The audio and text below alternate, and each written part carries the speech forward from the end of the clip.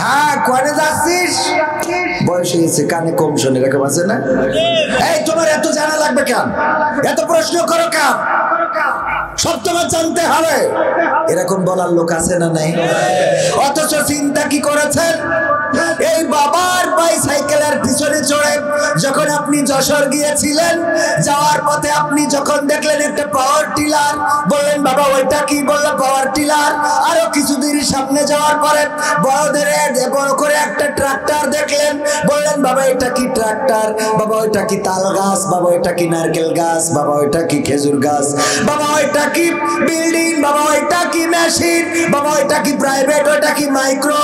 যতটা প্রশ্ন আপনি যশোরে যাওয়ার পথে করেছেন, একটা বারের জন্য বাবা রাগ করে বলে নাই ওগো আমার সন্তান কেন বারবার এত প্রশ্ন করো বলেছে নাকি? একবার বলে নাই। যতটা জিজ্ঞাসা করেছেন প্রতিটা প্রশ্নের উত্তর দিয়েছে। ট্রেন রোডে গিয়েছেন, হঠাৎ দাঁড়িয়ে গিয়েছেন, জিজ্ঞাসা করেছেন বাবা দাঁড়ালাম কেন? ট্রেন আসবে। ট্রেন কি সেটা এরকম বগি বিশিষ্ট, মানুষ যাওয়া আসা করে। কোথায় যাওয়া আসা করে? ঢাকায় যায়। ঢাকা থেকে আসে যায়। কই বাবা আসবে একটু পরে দেখবা। ট্রেন দেখাইছে, একবারও বিরক্ত হয় নাই। যত প্রশ্ন করেছেন সব প্রশ্নের উত্তর দিল। আর বৃদ্ধকালে এসে বাবা যখন একবার থেকে দুইবার একটা কথা জিজ্ঞাসা করে, একটু কানে শোনে কম, আর আপনি ধমক দেয়া শুরু করে দেন, বলেন এই কাজটা কি ভালো কাজ? এটা কি করা যাবে? না, করা যাবে না। সুতরাং যুবকেরা মাথায় রাখতে হবে, মায়ের সাথে বাবার সাথে খারাপ আচরণ করা যাবে।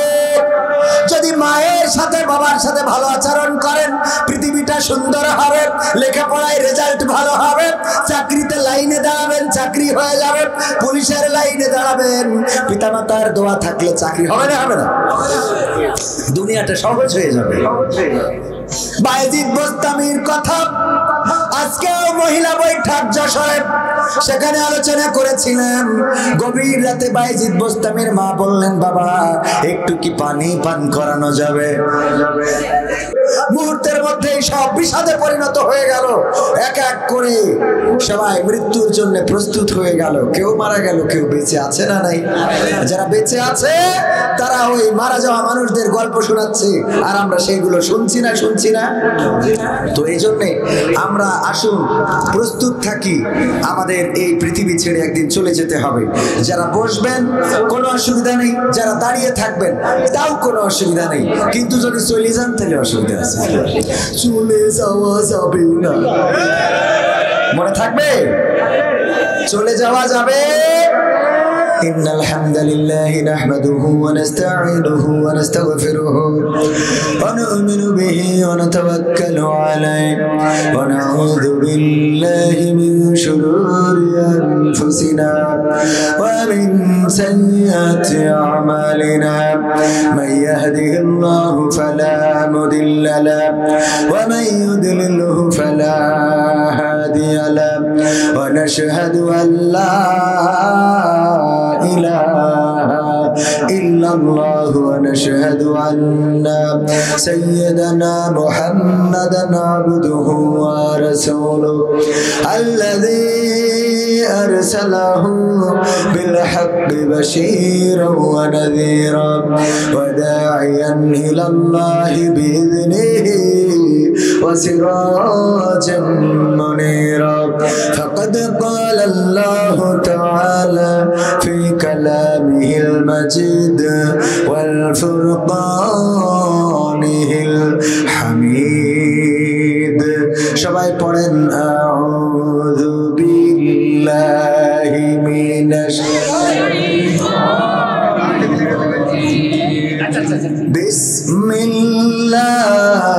বিসমিল্লাহির রাহমানির রহিম ইয়া আইয়ুহাল্লাযীনা আমানু কুতিবা আলাইকুমুস সিয়াম কামা কুতিবা আলাল্লাযীনা মিন قبلكم لعلكم تتقون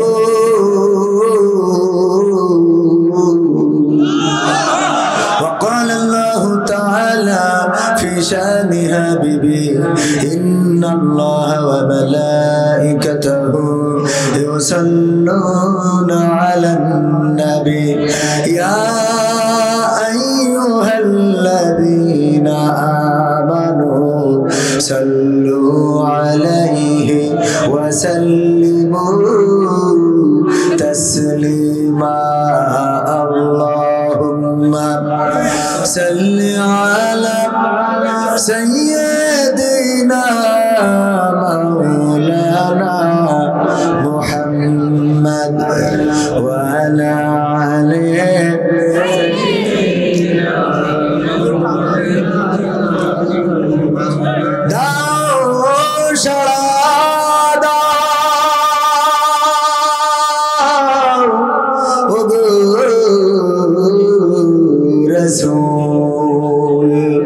आज की कादे जहारा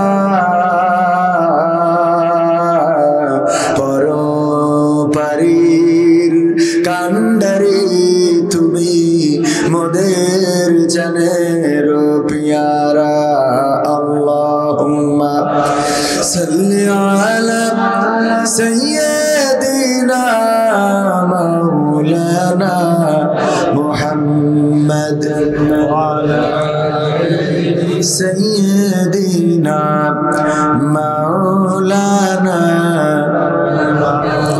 नबीर नामे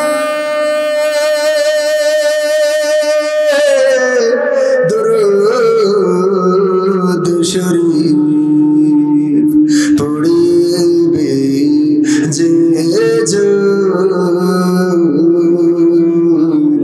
तार जन्ने जे হারাম হবে জাহান্নামের আগুন আল্লাহুম্মা সাল্লি আলা সাইয়্যিদিনা মাওলানা মুহাম্মদ ওয়া আলা আলি সাইয়্যিদিনা রমজানের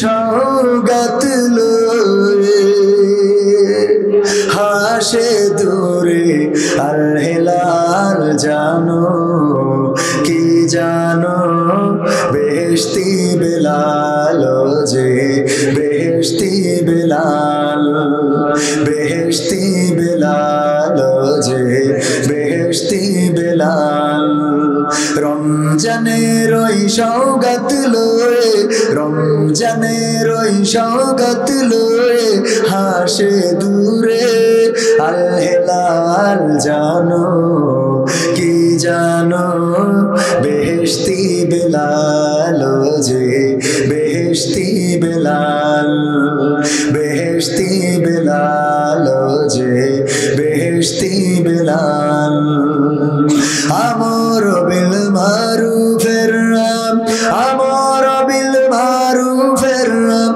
আমর বিল মারুফের রাম আমর বিল মারুফের রাম সিয়াম দিল খুলে সিয়াম দিল খুলে সত্য ন্যায়ের সাধিত দিন আশুক দুলে দুলে আশুক দুলে দুলে আমর বিল মারুফের রাম আমর বিল মারুফের রাম আমর বিল মারুফের রাম আমর বিল মারুফের রাম সিয়াম দিল খুলে সিয়াম দিল খুলে সত্য ন্যায়ের সাধিত দিন আশুক দুলে দুলে আশুক দুলে দুলে ছড়িয়ে পড়ুক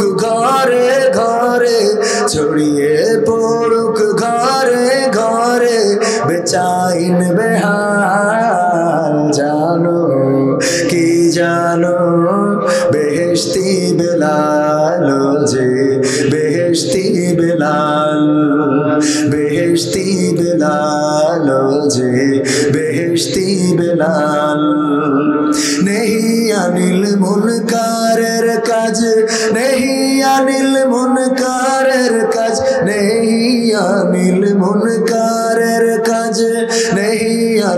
মুনকারের কাজ এবার শুরু হোক, এবার শুরু হোক। মাহে রমজান গড়তে এলো সেই কাজেরই লোক, সেই কাজেরই লোক। নেই আনিল মুনকারের কাজ, নেই আনিল মুনকারের কাজ, নেই আনিল মুনকারের কাজ, নেই আনিল মুনকারের কাজ এবার শুরু হোক, এবার শুরু হোক। মাহে রমজান গড়তে এলো সেই কাজেরই লোক, সেই কাজেরই লোক। জঠর জ্বালাই বুঝে নাও হে, পেটের জ্বালাই বুঝে নাও হে, গরিবের মেলা জানো কি জানো, বেহেশতি বেলালো যে, বেহেশতি বেলাল, বেহেশতি বেলালো যে, বেহেশতি বেলাল। লিল্লাহি তাকবীর, লিল্লাহি তাকবীর। প্রধান অতিথির আগমন, প্রধান অতিথির আগমন, চেয়ারম্যান সাহেবের আগমন, আমাদের পক্ষ থেকে জনাব শামীম রেজা সাহেবের আগমন। খুশি তো আপনারা? আমরাও খুশি আলহামদুলিল্লাহ। সময় আছে থাকার না? ওই যে আরো মাহফিল আছে, শুক্রবার লাস্ট। হ্যাঁ হ্যাঁ, অনেকগুলো আমাদের থেকে চেয়ারম্যানদের মাহফিল বেশি, কারণ আমরা তো দিন একটা করলে হয়ে যায়, ওনাদের ইউনিয়ন পরিষদে 2-4টা মাহফিল হয়। তো এই জন্য আবার একজন মারা গেছে, তারও জানাজায় যেতে হবে। আবার না গেলে আপনারা পরে 5 বছর পরে ভোট দেবেন না, টেনশন আছে না নাই? তো সব মিলাই সব জায়গায় তো মন রাখতে হয়। তো আমি ভাইজানকে সুযোগ করে দিচ্ছি, ভাইজান কথা বলে, হ্যাঁ আমি সুযোগ করে দিচ্ছি ভাইজান, তাইলে কথা বলে, যেহেতু ওনার আরো ব্যস্ততা আছেন, আমি তো কথা বলবো ন্যূনতম আরো 1.5 ঘন্টা, প্রায় 12টার আগে তো আর শেষ করবো না। হ্যাঁ, তাহলে চেয়ারম্যান সাহেবকে দিয়ে দেন, আপনাদের কষ্ট হবে। আমরা অনেকেই মনে মনে করছে আপদ বিদায় করেন, আসলে ওইটা না, প্রধান অতিথি বিদায় করতেছি।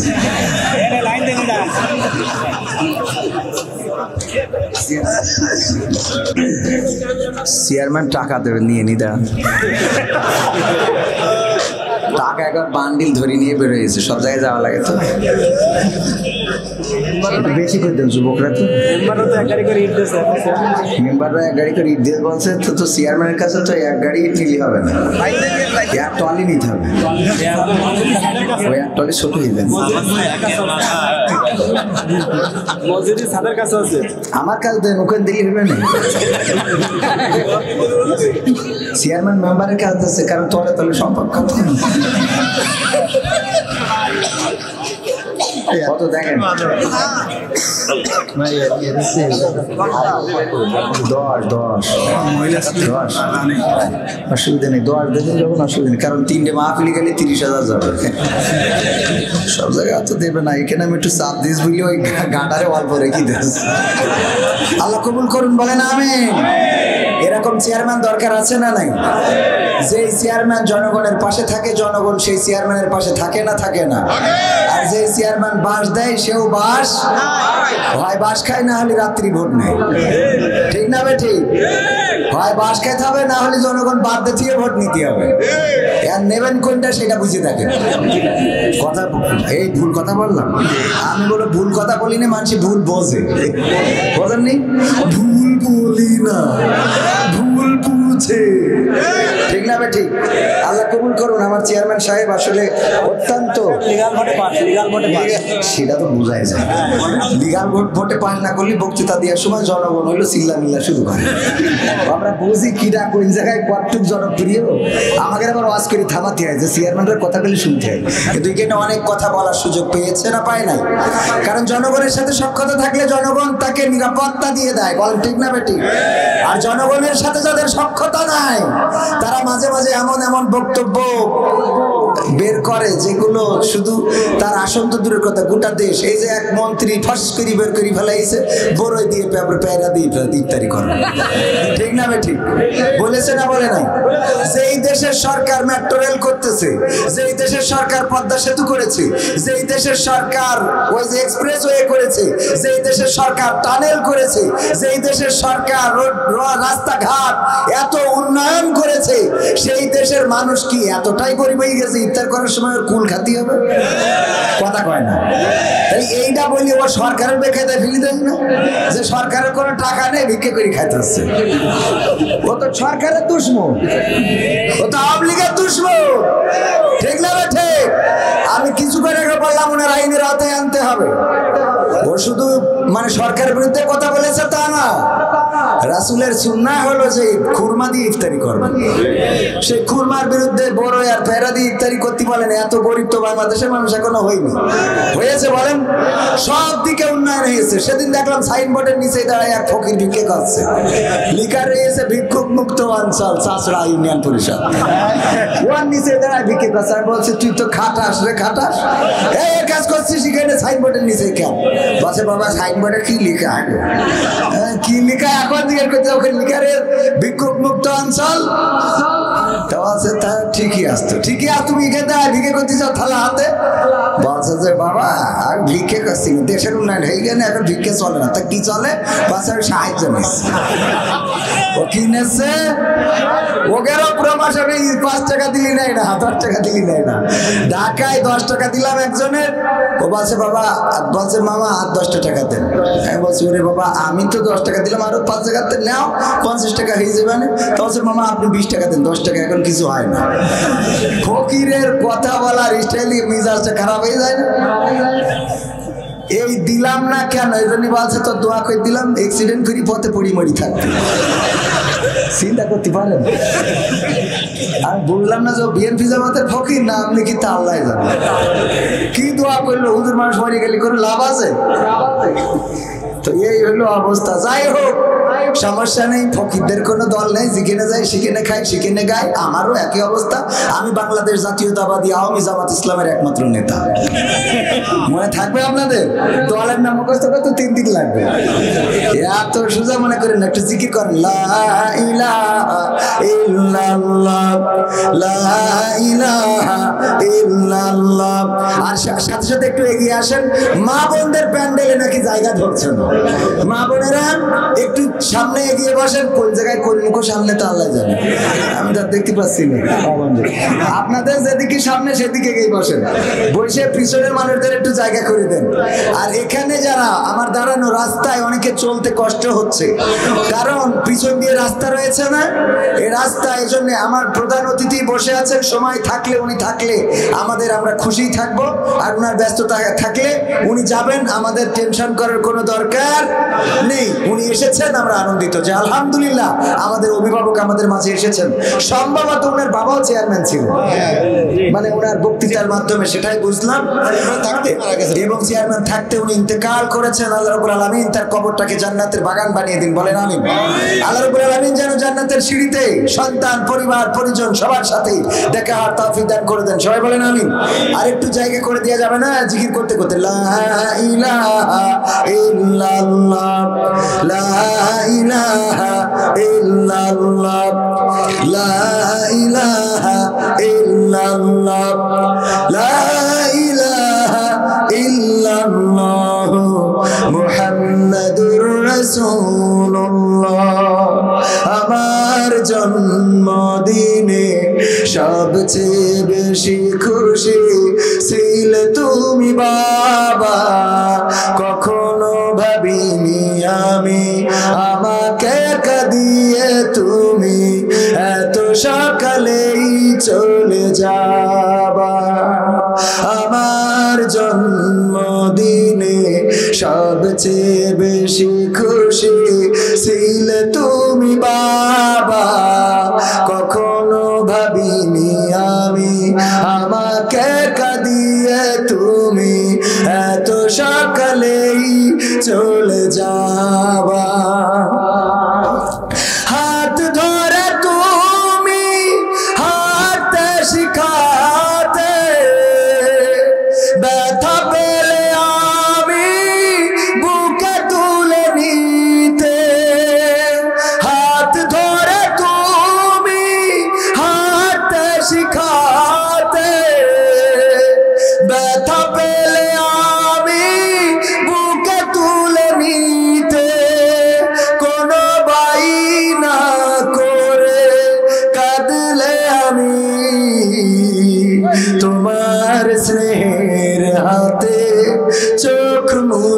স্মৃতিতে আজ তুমি নেই তাই নীরবে কেঁদে যাই আজ তুমি নেই তাই নীরবে কেঁদে যাই তোমার স্মৃতি শুধু মনে পড়ে বাবা কখনো ভাবিনি আমি আমাকে কাঁদিয়ে তুমি এত সকালেই চলে যাবা কখনো ভাবিনি আমি আমাকে কাঁদিয়ে তুমি এত সকালেই চলে যাবা তুমি তো ছিলে বাবা বটেরই ছায়া আদর সোহাগ দিতে করতে মায়া তোমারই সম্পদ নষ্ট করেছি কত কখনো বলনি তুমি আমি অপায়া তুমি তো ছিলে বাবা বটেরই ছায়া আদর সোহাগ দিতে করতে মায়া তোমারই সম্পদ নষ্ট করেছি কত কখনো বলনি তুমি আমি অপায়া আজ তুমি দূরে দূর বহু দূরে আজ তুমি দূরে দূর বহু দূরে কেমন আছো তা জানি না বাবা কখনো ভাবিনি আমি আমাকে কাঁদিয়ে তুমি এত সকালেই চলে যাবা কখনো ভাবিনি আমি আমাকে কাঁদিয়ে তুমি এত সকালেই চলে যাবা আমার জন্মদিনে সবচেয়ে বেশি খুশি ছিলে তুমি বাবা কখনো ভাবিনি আমি আমাকে কাঁদিয়ে তুমি এত সকালেই চলে যাবা কখনো ভাবিনি আমি আমাকে কাঁদিয়ে তুমি এত সকালেই চলে যাবা বাবা গো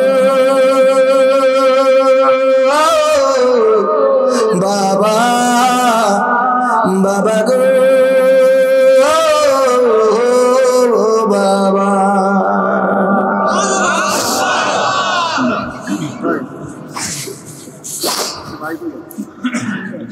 এই গানটা লিখেছিলাম আমার সন্তান হওয়ার পরে কারণ আমার সন্তান হওয়ার পরে বুঝেছিলাম আমার বাবা কতটুকু আনন্দিত হয়েছিলেন কিন্তু আমার বাবা মারা গিয়েছেন আমার বয়স যখন 14 বছর তখন চেয়ারম্যানের বাবা নাই যে চেয়ারে বসেন ওই চেয়ারে গেলে বসলেই মনে হয় যে বাবা এখানেই বসতেন এটা মনে হয় না কিন্তু এভাবে চলে যেতে হয় কেউ থাকবে না চেয়ারম্যান উনার বাবা ছিল চেয়ারম্যান আবার উনার সন্তানও চেয়ারম্যান হইতে পারে পৃথিবীর সব চেয়ার ক্ষণস্থায়ী সব ছেড়ে যাওয়া লাগবে অন্ধকার কবরের বাসিন্দা হওয়া লাগবে সেখানেও চিরস্থায়ী থাকা হবে না আপনার কবরটা একদিন নিশ্চিহ্ন হয়ে যাবে যেইখানে মাটি দেয়া হবে ওইখানে সারাটা জীবন কিয়ামত পর্যন্ত আপনার কবর থাকবে এর কোনো নিশ্চয়তা কি আছে কিন্তু না কিয়ামতের পরে যে জিন্দেগিটা শুরু হবে ওই জিন্দেগির কোনো শেষ হবে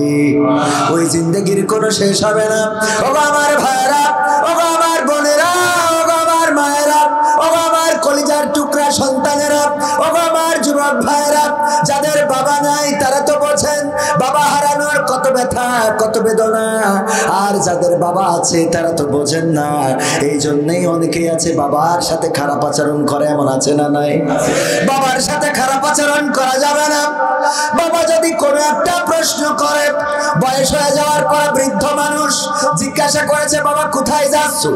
বাজারে যাচ্ছি। খুব মশানের সাথে অ্যান্সার দেয়, বাজারে যাচ্ছি। হ্যাঁ কোয়ানে যাচ্ছিস? বয়স হয়েছে কানে কম শোনে, এরকম আছে না? এই তোমার এত জানা লাগবে কেন? এত প্রশ্ন করো কেন? সব তোমার জানতে হবে, এরকম বলার লোক আছে না নাই? অথচ চিন্তা কি করেছেন? এই বাবার বাইসাইকেলের পিছনে চড়ে যখন আপনি যশোর গিয়েছিলেন, যাওয়ার পথে আপনি যখন দেখলেন একটা পাওয়ার টিলার, বললেন বাবা ওইটা কি? বললো পাওয়ার টিলার। আরো কিছুদিন সামনে যাওয়ার পরে বড় করে একটা ট্রাক্টর দেখলেন, বললেন বাবা এটা কি ট্রাক্টর? বাবা ওইটা কি তাল গাছ? বাবা ওইটা কি নারকেল গাছ? বাবা ওইটা কি খেজুর গাছ? বাবা ওইটা কি বিল্ডিং? বাবা ওইটা কি মেশিন? বাবা ওইটা কি প্রাইভেট? ওইটা কি মাইক্রো? যতটা প্রশ্ন আপনি যশোরে যাওয়ার পথে করেছেন, একটা বারের জন্য বাবা রাগ করে বলে নাই ওগো আমার সন্তান কেন বারবার এত প্রশ্ন করো বলেছে নাকি? একবার বলে নাই। যতটা জিজ্ঞাসা করেছেন প্রতিটা প্রশ্নের উত্তর দিয়েছে। ট্রেন রোডে গিয়েছেন, হঠাৎ দাঁড়িয়ে গিয়েছেন, জিজ্ঞাসা করেছেন বাবা দাঁড়ালাম কেন? ট্রেন আসবে। ট্রেন কি সেটা এরকম বগি বিশিষ্ট, মানুষ যাওয়া আসা করে। কোথায় যাওয়া আসা করে? ঢাকায় যায়, ঢাকা থেকে আসে যায়। কই বাবা আসবে একটু পরে দেখবা। ট্রেন দেখাইছে, একবারও বিরক্ত হয় নাই। যত প্রশ্ন করেছেন সব প্রশ্নের উত্তর দিল।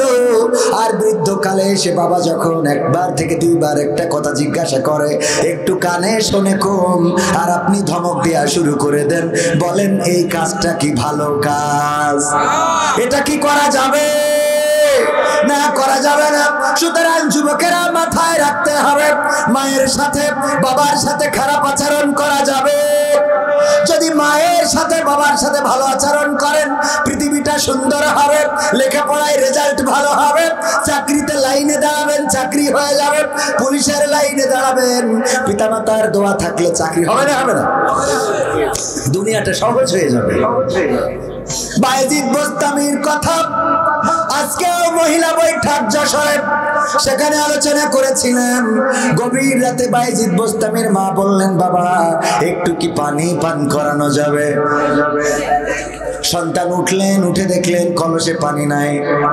তাড়াতাড়ি করে কলসটা কাঁধে করে নিয়ে চলে গেলেন, পাশে ঝর্ণা থেকে পানি ভরে নিয়ে আসলেন, এসে গ্লাসে ঢাললেন। তারপরে মায়ের শিয়রের কাছে যেয়ে দাঁড়ালেন, যে দেখেন মা ঘুমিয়ে গিয়েছে। চিন্তা করলেন মাকে যদি ডাকি মায়ের ঘুম ভেঙে যাবে, মা কষ্ট পাবে, সুতরাং ডাকবো না। আবার ঘুমাতেও গেলেন না, যে আমি যদি আবার ঘুমিয়ে যাই আর মা যদি গভীর রাতে উঠে পানি চাই কি করব? এই জন্য গ্লাস নিয়ে দাঁড়িয়ে রইলেন। যখন সকালবেলা ফজরের আজান হলো, পাখির কলকে কলিতে মুখরিত হলো পৃথিবী, আজান শুনে মায়ের ঘুম ভেঙে গেল। ঘুম ভেঙে দেখেন চোখ মেলে বায়েজিদ বোস্তামি পাশে দাঁড়ানো, হাতে গ্লাস।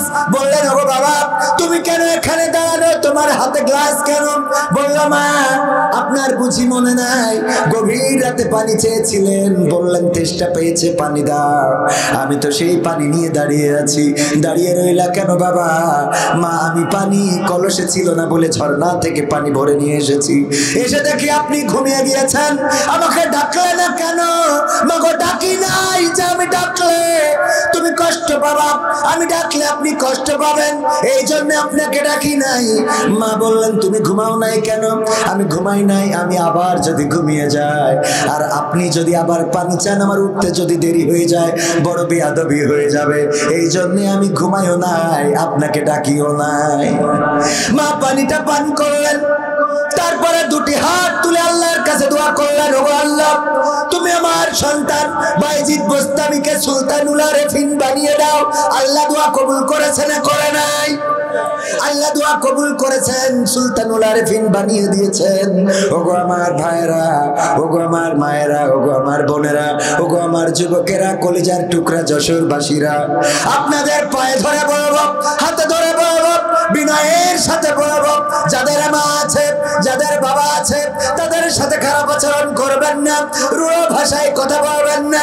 বাবারা মায়েরা যদি একবারের জায়গায় দুইবার তিনবার পাঁচবার প্রশ্ন করে, তাও আপনি উত্তপ্ত হবেন না, ক্ষিপ্ত হবেন না, কারণ মা বাবা যতদিন আছে আপনার জন্য বরকতটাও ততদিন আছে। ইসলামী ব্যাংকে সচিব ছিলেন সম্ভবত আব্দুল হান্নান শাহ, নামটা যদি ভুল না বলি, তাই না? ঠিক বলেছি? আমার ভাইজানে যেহেতু এজেন্ট ব্যাংক আছে, উনি তথ্য জানার কথা, ঠিক না? লেনদেন করেন তো, উনার এজেন্ট ব্যাংক আছে একটা, আর আমার একটা আছে ছোট মতো, একই আর কি। তো এখন এই হান্নান শাহ উনি বলছেন উনার মা বেঁচে থাকতে মায়ের জন্য প্রতি মাসে 5,000-7,000 টাকার ওষুধ কিনা লাগতো। কয় হাজার টাকার? 5,000-7,000 টাকার ওষুধ কিনা লাগতো। তো উনার মা মারা গিয়েছেন 6 মাস হয়ে গেল। এখন মা যেহেতু মারা গিয়েছেন, তাইলে প্রতি মাসে যে ওষুধটা লাগতো, সেই ওষুধটার টাকা দেরি থাকার কথা না? উনি বললেন এই 6 মাসে আমার 5,000 করে যদি হিসেব করি, তাও তো 5,30,000 টাকা দেরি থাকার কথা, অথচ আমার 1 টাকাও দেরি নেই। আবার মা বেঁচে থাকতে কোনোদিন ওষুধের টাকাও ঘাটতেও পড়ে না। তার মানেটা কি? রিজিকটা দিয়েছেন কে? আবার উনি যখন নেই তখন উনার রিজিকটা বন্ধ হয়েছে না হয় নাই? একদিন আপনি একা চলতে পারতেন না, এখন বউরে চালান, আবার সন্তানদেরও চালান, ঠিক না বেটি? আগে একা থাকতে যেভাবে সংসার চলতো টিম টিম করে, এখন 3টা সন্তান হওয়ার পরে টিম টিম করে চলে, ঠিক না বেটি?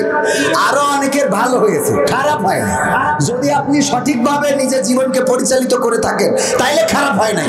আর যদি গাঁজা টেনে বেড়ান, তামাক ফেলাই দিই, তাহলে তো সম্ভব না, ঠিক না বেটি? ওদের তো আর ভালো বানানো সম্ভব, ওদের চেয়ারম্যান তিরান দিয়েও সোজা করতে পারবে না, কারণ ও তিরান দিয়েছে ভাত রান্নার জন্য, বেশিতে ওর মতো তামাক ফেলাই গাঁজা ভরি টানতেছে। ও তিরানের থেকে ওর গাঁজা বেশি ভালো লাগে, ঠিক না বেটি? একজনের দেখলাম ওই যে চাল ডাল আলু পটল তেল নুন ঝাল সব দেশে, ওই যে সমাজকর্মীরা দিয়ার পরে বলছে বাবা 1 প্যাকেট বিড়ি যদি দিতে রে বাবা, বলছে সব তো দিছে, 1 প্যাকেট বিড়ির ঘাটতি পড়ে গেছে। মানে এই 1 প্যাকেট বিড়ি হলি ওর পৃথিবী। সেদিন এক জায়গায় গেলাম, খাইতেছে গরুর গোশ ছাগলের গোশ, ওর ওতে টান নেই, বলছে আমার একটা পান হলে ভালো হইতো ভাই। ওর গরুর গোশ ছাগলের গোশের দিকে পান ওর কাছে বেশি প্রিয়, এরা মাছে না নাই। তো এই জন্যই ওদের তো সোজা করা সম্ভব না। কি সভাপতি? সভাপতি তো আপনি, হ্যাঁ তাহলে ঠিক। আর সভাপতি হলে দেখেন কি কষ্ট, চুপচাপ বসে থাকার লাগে। কিছু কথা পিঠির পথে চলে যায়, কিছু মাথার পথে চলে যায়, কিছু কানের পথে চলে যায়, কিছু বলার নেই, খালি বসে দেখি বলতে হ্যাঁ ঠিক, ঠিক না বেটে? সভাপতি হইলে জ্বালার শেষ নেই, যা বলবে এই যে ধরি করবো, কোন ঠিক না? মনে করেন সভাপতি বানাইছে এই গ্রামের সবচেয়ে বড় সুদখোর, এরা বানায় না? বানায় না। বাইক কালে ইসি গেছি কুমিল্লায়, সভাপতি যার বানাইছে আমি তা জানি না যে ও সুদখোর। আমি ওয়াজ করেছি সুদখোরদের বিপক্ষে, এখন উনি উঠে চলে গেছে।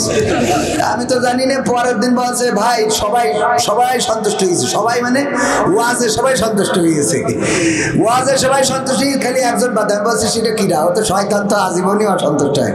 তো বলছে না ও শয়তান না, তো কিরা? তো বলছে ওই সভাপতি। তা বলছি সভাপতি তো ভালো বলি, বলছে না ও হইলো আমাদের গ্রামের সবচেয়ে বড় সুদখোর। আপনি যখন সুদের বিরুদ্ধে কথা বলিয়েছেন, ও মনে করছে আমরা শিখাই দিচ্ছি, এই জন্য উঠে চলি। জ্বালার কিন্তু শেষ নেই চেয়ারম্যান সাহেব। হ্যাঁ ওই অনেক কথা আছে, আপনার মনে হয় জাতি হবে মনে হচ্ছে। কষ্ট, দোয়া করে দিয়ে নেওয়ার জন্য দোয়া করবেন, মাঝে মাঝে তিরান মিরান পারবেন একটু দিয়ে। আমি এই যে এখানে ধরি কথা বলছি, আমার লাঞ্চ ইনফেকশন হয়েছে, যে নিঃশ্বাস নিলে সুসের মতো বিধতেছে। তো তারপরেও আমি যদি না আসতাম, এরা কাটি খুলি দিত। তো পরে যতই অসুস্থ না আসলে হবে। বিয়ে করতে গেছেন বরযাত্রী নিয়ে, দূর বিয়ে করতে গেলে, হ্যাঁ বিয়ে করতে গেছেন বরযাত্রী নিয়ে, যেই বললেন যে বর হাসপাতালে, আপাতত আমরা আইছি, কুপান খাওয়া লাগবে না? লাগবে না? বর হাসপাতালে, ওরে বর আগে নিয়ে আয়, আর তা নাহলে সুস্থ হোক, তারপরে তোরা আইসিস করে মুখ নিয়ে সেইটা কর। তো এই জন্যই আমার এখানে আসতে হয়েছে। যত এই যে দেখছেন না এখানে ধরে কথা বলছি, মানে এখানে ধরলে একটু আরাম পাচ্ছি আর কি। যখন নিঃশ্বাস নিচ্ছি একটা সুসের মতো বিধতেছে, তো তারপরে যখন এখানে ঠাসা দিয়ে রাখছি ভাল লাগছে। তো কিছু সময় থাকা যাবে ইনশাআল্লাহ। পবিত্র কোরআনের 2 নম্বর সূরা বাকারার 183 নম্বর আয়াতে কারিমা তেলাওয়াত করেছে করাচ্ছি, শুনেছেন আপনারা? অনেকেই জানেন আরে রমজান মাসে তো মুখস্থ হবে না, রমজান মাসে মুখস্থ হবে না। অনেকের আবার মুখস্থ হয় না। রমজানে যে দোয়া পড়ে সুবহানাজিল মুলকি ওয়াল মালাকুতি সুবহানাজিল ইজ্জাতি ওয়াল আযিমাতি ওয়াল হাইবাতি ওয়াল কুদরাতি ওয়াল কিবরিয়া ওয়াল জাবারুত, এই দোয়াটা পারেন না অনেকেই শুনে মোটামুটি তো ও যেই দোয়া পড়ে ইমাম সাহেব ও এমন ভাবে ধরে সুবহানাজিল মুলকি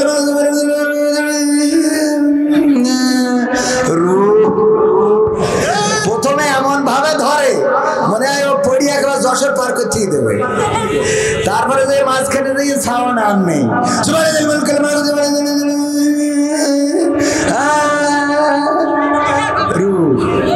আছে না নাই? এরকম মানুষ আছে না নাই? সম্মানিত ভাইরা, পবিত্র কোরআনের 183 নম্বর আয়াতে আল্লাহ বলছেন ইয়া আইয়ুহাল্লাযীনা আমানু কুতিবা আলাইকুমুস সিয়াম কামা কুতিবা আলাল্লাযীনা মিন ক্বাবলিকুম লাআল্লাকুম তাত্তাকুন। ও ঈমানদারেরা, আমি তোমাদের উপরে রমজানের রোজাকে ফরজ করে দিয়েছি যেমন ভাবে ফরজ করেছিলাম তোমাদের পূর্ববর্তী নবীগণের এবং তার উম্মতগণের উপরে, যাতে করে তোমরা তাকওয়ার অধিকারী হতে পারো। কিসের অধিকারী? তাকওয়া। রোজা রাখলে কি পাবো আমরা? তাকওয়া অর্জন করব। কি অর্জন করব? তাকওয়াটা বোঝেন কিনা? তাকওয়াটা হলো আল্লাহর ভয়। কার ভয়? একমাত্র রমজানের রোজা ছাড়া আর কোন ইবাদত নেই যেটা শুধুমাত্র আল্লাহকে দেখানো যায়। আর একটাও নেই। তাহাজ্জুদের নামাজ পড়বেন, তা বউ দেখে ফেলে, বুঝলেন? দেখে কিনা? বউ দেখে ফেলে অথবা সন্তানেরা জেনে ফেলে। তাহাজ্জুদের নামাজ গভীর রাতে পড়ার ইবাদত, এই রাতের ইবাদতটাও যদি করেন কেউ না কেউ দেখে ফেলে। আর রোজা এমন যে যদি কারো পিছনে লোক লাগিয়ে দেওয়া হয়, যে সভাপতি চিন্তা করলো কবির ভাই আসলে রোজা রাখে কিনা, এর জন্য আমার পিছনে একটা লোক লাগাই রেখেছে যে তুই একেবারে সুবের সাথে সাদিক থেকে শুরু করি সূর্যাস্ত পর্যন্ত আমি তোর বেতন দেবো, কবির পিছনে লেগে থাকবি। তো আমার পিছনেও লেগে থাকবে, অন্তত টয়লেটে যাওয়ার সময় তো আর আমার সাথে যাবে না, যাবে? ওখানে যাই বদ না ধরি যদি চুমুর মারি দিই, আর কেউ দেখার লোক আছে? ওখানে দেখার লোককে আল্লাহ ছাড়া আর কেউ দেখতে পাবে? এই জন্য রমজানের রোজাটা আল্লাহর নবী বলছেন এটা আল্লাহর জন্য, এবং এর পুরস্কার আল্লাহ হাদিসে কুদসিতে এসেছে, আল্লাহ বলেছেন পুরস্কার আমি নিজে হাতে দেব। বলেন সুবহানাল্লাহ। সেই রমজানের রোজা রাখতে রাজি আছি তো আমরা? রাখবো কারা কারা? দুটি হাত তুলে দেখান। নারায়ে তাকবীর, লিল্লাহি তাকবীর। রমজানের আগমন, রমজানের আগমন, আহলান সাহলান, আহলান সাহলান। মাহে রমজান, আমরা রমজানের আগমনটাকে বরণ করে নেব। রোজার মাস আসে মানুষের গুনাহ হালকা করে দেওয়ার জন্য।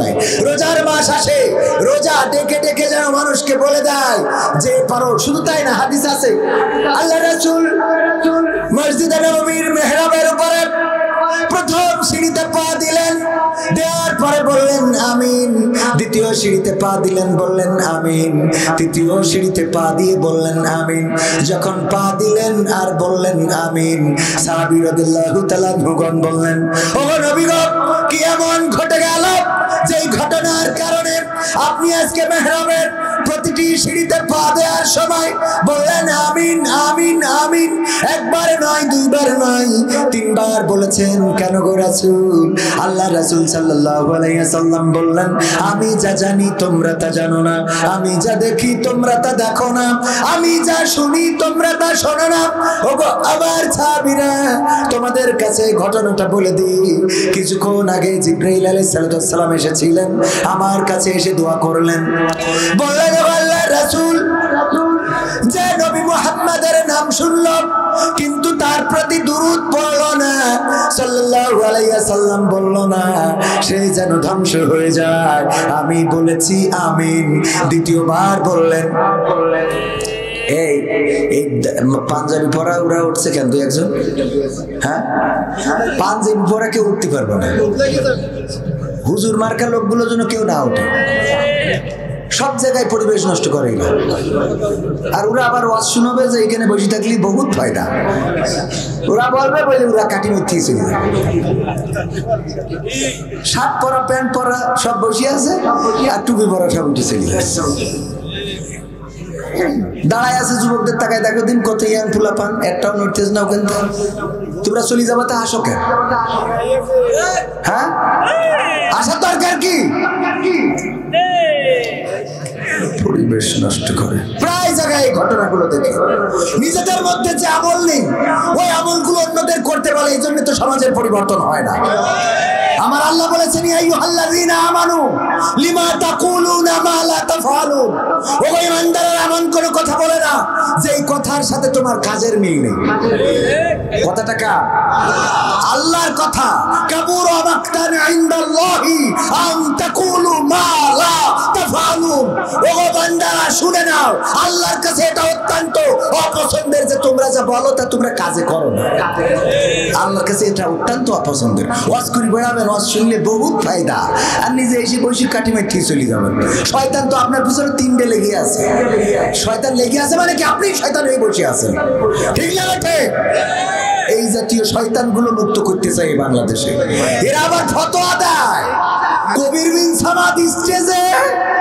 ও কেন স্টেজ উঠবে? তুই কোরআন শরীফ তুই শিখেছিস, আমরা শিখিনি? খালি শুধু তুমি বলতে পারবা আর আমরা বলতে পারবো না? তুমি বড় আল্লাহর ওলি, তুমি ফতোয়া দিয়ে বেড়াও এ না জায়েজ, ও হারাম, এ ভালো না, ও ভালো না। এক হুজুর আছে এমনি পাগড়ি ঝুলাই দেয়, ও কোনে কোন হাদিসে পাইছে আল্লাহ সেই ভালো জানে। মানসি পাগড়ি দেয় পিছনে, ও দেয় সামনে। দেখেছেন কি? দিয়ে মুহিব খান খারাপ, কলরব খারাপ, চরমনা খারাপ, আটরশি খারাপ, জামাত খারাপ, হেফাজত খারাপ, আমলিগ খারাপ, বিএনপি খারাপ, পীর সাহেব খারাপ, মুরিদ খারাপ, মওদুদি খারাপ, সাইদি খারাপ, সব খারাপ, ও একা ভালো। কথা কয় না? আছে না? নাই। স্টেজে উঠে ওয়াজ করো, তা না করিয়ে কিডা খারাপ কার তুমি যে হেগে সোজো কিনা এটা তো কেউ দেখতে চায় না। তোমার পাশা চেক করলে দেখা যাবে যে না সুইচে বাড়ি চলে আসে। খালি স্টেজে উঠে বহু গরম দেখানো যায়, বাস্তবিক আমলে কে কতটুকু আছে এটা দেখার দরকার আছে না? নাই। এক হুজুরের কাছে এরকম সভাপতি যে বলছে, হুজুর একটু দোয়া করে দেন, আমার ওই ক্ষেত্রায় পানির দরকার কিন্তু বৃষ্টি হচ্ছে না, আবার পানিরও কোনো লাইন নেই, যেন একটু বৃষ্টি হয়। আপনারা তো হুজুর মানুষ, আল্লাহওয়ালা মানুষ, একটু দোয়া করে দেন যেন বৃষ্টি হয়। হুজুর বলছে ঠিক আছে, জমি কোন খান দেখাই দিয়েছে, ওই যে ওই খান, যাও কাল সকালে এসে দেখবা। সকালবেলা এসে দেখে সত্যিই জমি ভিজে গেছে। বলছে ওরে বাবা কত বড় আল্লাহওয়ালা হুজুর, আমি দোয়া চাইছি আর জমি ভিজে গেছে। গ্রামের লোক সবাই বলছে আহারে বানিয়া বাহু, আমাদের এমন একজন হুজুর এসেছে যে দোয়া করলে জমি ভিজে যায়। এইবার সবাই এসে বলছে হুজুর আমাদের জমি ভিজাই দেন, আমাদের জন্য দোয়া করি দেন। সবাই দোয়া চেয়েছে। পরের দিন সকালবেলা যেয়ে দেখে আর কারোর জমি ভেজে নাই। সবাই এবার চলে গেছে হুজুরের দেখার জন্য যে হুজুর কেমন দোয়া করলো যে একজনের ভিজেছে আর আমাদের ভেজলে না। এসে দেখে মাদ্রাসায় হুজুরও নেই, ছাত্ররাও নেই। কারণ কি? কারণ হলো হুজুর ওই জমি দেখে নিয়ে ওই দিন রাত্রি ছাত্রদের নিয়ে যেয়ে কলস ভরি ভরিতে জমি ভিজে গেছে। কারণ ও বুঝতে পেরেছে আমার দোয়া দৌড় কতটুক, ও কলস ভরি ভরি ভিজে চেয়ে গেছে। এখন গ্রামের লোক সব যখন দোয়া চেয়েছে দেখেছে এখন যদি আমি গড়ে দোয়া করতে থাকি তাহলে আমার আর পড়ানো হবে না, এই কলসির পরে থাকা লাগবে। ঠিক না বেঠে? কত বড় আল্লাহওয়ালা, খালি বাহ্যিক ভাবে দেখানো যায়। আল্লাহওয়ালা তাকওয়াবান। তুমি যদি বড় আল্লাহওয়ালা হও দোয়া করো দেখি। কবির বিন সামাদ এখন মরি যা, তুই দোয়া কর আমি মরি যাবো, তোর দোয়া যদি এখন মরি যায় বুঝবো তুই বড় ধরনের ওলি। ঠিক না ঠিক? আর তোর দোয়া যদি আল্লাহ না শুনে তা তোর আমি থুড়া কেয়ার করি। ভালো কথা বললি শুনবো, খারাপ কথা বললি মানবো। সমাধান খুঁজে খুঁজে ক্লান্ত হয়েছে যারা, সমাধান যদি পেতে চাও সব পথ গিয়ে ভুলে কোরআন দেখো খুলে, সমাধান যদি নিতে চাও। সমস্যা যত সব দূর করে দিবে রব, সমস্যা যত সব দূর করে দিবে রব, যদি তুমি যাও চেয়ে যাও। সমাধান সমাধান খুঁজে খুঁজে ক্লান্ত হয়েছো যারা, সমাধান যদি পেতে চাও সব পথ গিয়ে ভুলে কোরআন দেখো খুলে, সমাধান যদি নিতে চাও। কোরআন ধরি না বলে, কোরআন পড়ি না বলে চারিদিকে হই লাঞ্ছিত, কোরআন জানি না বলে, কোরআন মানি না বলে সব অধিকার বঞ্চিত। ঠিক না বেঠে? কোরআন ধরি না বলে, কোরআন পড়ি না বলে চারিদিকে হই লাঞ্ছিত, কোরআন জানি না বলে, কোরআন মানি না বলে সব অধিকার বঞ্চিত। মরিচিকার পিছে না ঘুরে মিছে মিছে, মরিচিকার পিছে না ঘুরে মিছে মিছে, কোরআনটা খুলে দেখে নাও সমাধান। সমাধান খুঁজে খুঁজে ক্লান্ত হয়েছে যারা, সমাধান যদি পেতে চাও সব পথ গিয়ে ভুলে কোরআন দেখো খুলে, সমাধান যদি নিতে চাও। কোরআনেই বলা আছে কোন পথে চলবে, কোন পথে মিলবে মুক্তি, কোরআনেই লেখা আছে কোন পথে শান্তি, কোন পথে আসবে শক্তি। কোরআনেই বলা আছে কোন পথে চলবে, কোন পথে মিলবে মুক্তি, কোরআনেই লেখা আছে কোন পথে শান্তি, কোন পথে আসবে শক্তি। আলে আর আলোয় প্রতারিত না হয়ে, আলে আর আলোয় প্রতারিত না হয়ে কোরআনটা খুলে দেখে না সমাধান। সমাধান খুঁজে খুঁজে ক্লান্ত হয়েছো যারা, সমাধান যদি পেতে চাও সব পথ গিয়ে ভুলে কোরআন দেখো খুলে, সমাধান যদি নিতে চাও। কোরআনেই খুঁজে পাবে সংসার নীতি, আর কি হবে রাষ্ট্রের নীতি, কোরআনের আইন চললে দেশে দূর হবে সব দুর্নীতি। ঠিক না বেঠে? কোরআনেই খুঁজে পাবে সংসার নীতি, আর কি হবে রাষ্ট্রের নীতি, কোরআনের আইন চললে দেশে দূর হবে সব দুর্নীতি। মানব রচিত মতে শান্তি খুঁজো না পথে, মানব রচিত মতে শান্তি খুঁজো না পথে, কোরআনটা খুলে দেখে নাও সমাধান। সমাধান খুঁজে খুঁজে ক্লান্ত হয়েছো যারা, সমাধান যদি পেতে চাও সব পথ গিয়ে ভুলে কোরআন দেখো খুলে, সমাধান যদি নিতে চাও। সব সমস্যার সমাধান কোরআনের আইন যদি কায়েম হয়ে যায়, চোর চুরি করলে তার শাস্তি কি, হাতের কবজি ধরে নেন কবির বিন সামাদ, হাতের কবজি কাটা এসে ওয়াজ করতেছে, ভাইয়েরা বাবারা কেউ চুরি করবা না, চুরি করা অনেক বড় গুনাহের কাজ, তাই কেউ চুরি করবা না। আর কোরআনের আইন অনুযায়ী হাতের কবজি কিন্তু থাকবে না, এই জন্য কেউ চুরি করিরো না রে। আপনারা বলতেন হুজুর আপনার হাতের কবজি কই? আমি বলতাম আমি একসময় কালীগঞ্জের চিনির কলে কাজ করতাম, ওখানে আমার দায়িত্ব ছিল আখ ঢুকানো। আখ ঢুকাইতে ঢুকাইতে একদিন একটু কাক ঘুম এসেছিল, আর আমি ঘুমাই গেছিলাম, আখের সাথে আমার হাত ঢুকে সেটাও ওই চিনি হয়ে রস হয়ে চিনি হয়ে গেছে। এই জন্য ডাক্তার কবজিতে কেটে দিয়েছে। আপনারা বাড়ি যাওয়ার সময় বলতেন যাই বলো তাই বলো, এই হুজুর কিন্তু এককালে চোর ছিল। ঠিক না বে ঠিক? চেয়ারম্যান এসেছিল, উনি যদি এসে বলতেন ভাইরা আমার বুঝা, এই বললে আপনারা কি বলতেন? চেয়ারম্যান সাহেব 5 বছর তালি মনে হয় ভালো থাকতে দেননি মানুষের। ঠিক না বেঠে? কোরআনের আইন কায়েম হয়ে গেলে খালি শুধু এই একটা হাত কাটার বিধান কায়েম হইলেও আমাদের সুইস ব্যাংকে বাংলাদেশিদের টাকা এত জমা থাকতো না। ঠিক না বেঠে?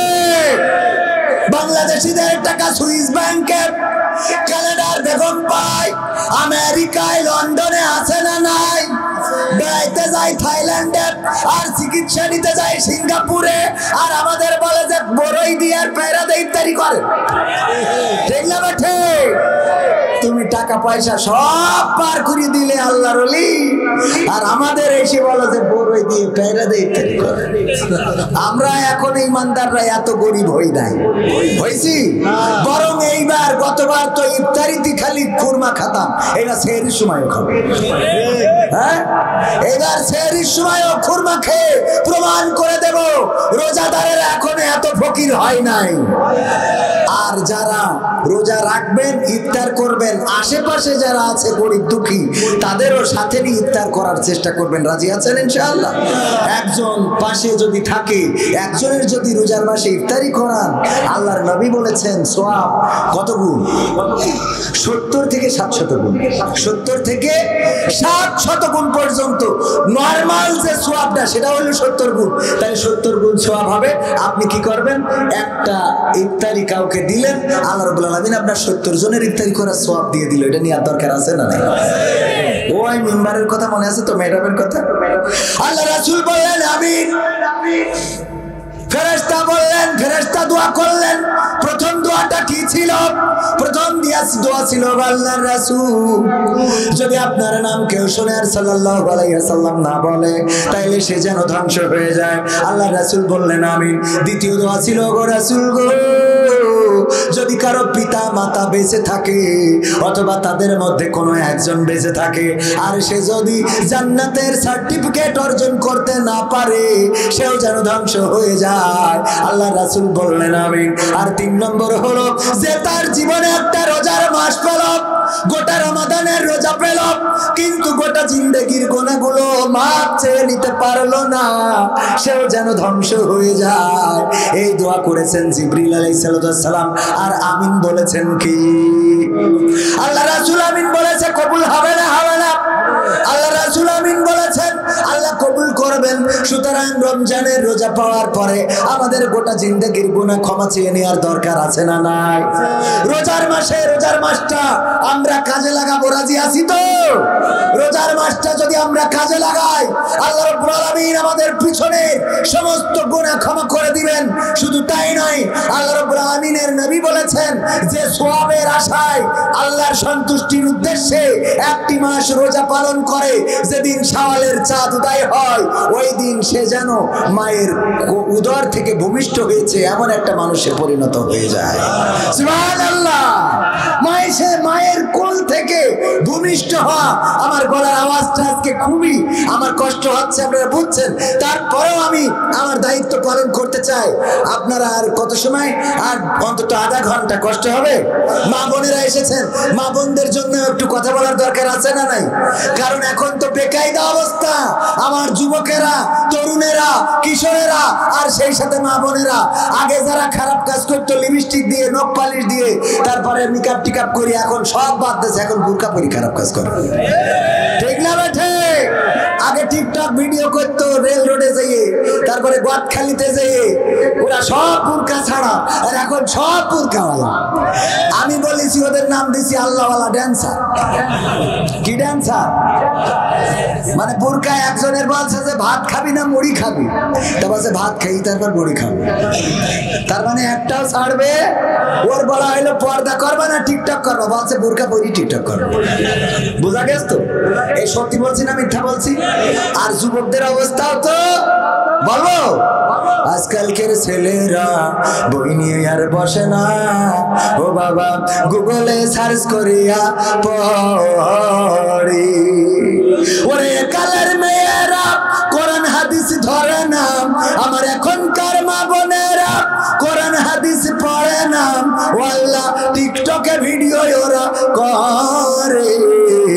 আজকালকের ছেলেরা বই নিয়ে আর বসে না, গুগলে সার্চ করিয়া পড়ে। আগের সময় প্রেম করিলে সভাপতি বলতো পাইছো কি, এখন বলে শখ করিয়া বাবু তুমি খাইছো কি। ঠিক না বেটে? বুড়ো দাঁড়িয়ে গিয়ে জোর করে, বাবু তুমি খাইয়েছ না? ও খায়নি, ও ফিডার খাবে। এই বুড়ো ধাড়ির বলে না, বলে না কত বড় খারাপ। ঠিক না বেটে? আগের সময় এই কথা কেন বলেছি? আগের সময় যদি কোনোভাবে সভাপতি মনে করেন একটা চিঠি লিখে একজনের কাছে দেবে, তা দিয়েছে ওর ভাতিজির কাছে, ও যে এসে মাইয়ের না দিয়ে ওর মার কাছ দিয়ে ফেলাইছে। এর জন্য সভাপতি এলাকা ছাড়ি দিয়ে ঢাকা গার্মেন্টসে যে কাজ করেছে, এরকম ঘটনা আছে না নাই? যে চিঠি ধরা খেয়ে গেছে আর গ্রামে থাকা যাবে না। সত্যি বলছি তো? আগের সময় এটা সত্যি কিনা ভাই বলেন? আমার ভাইজান তো কথা কাছেন না কেন? ভাই সাথে এরকম দেখাই না একবার।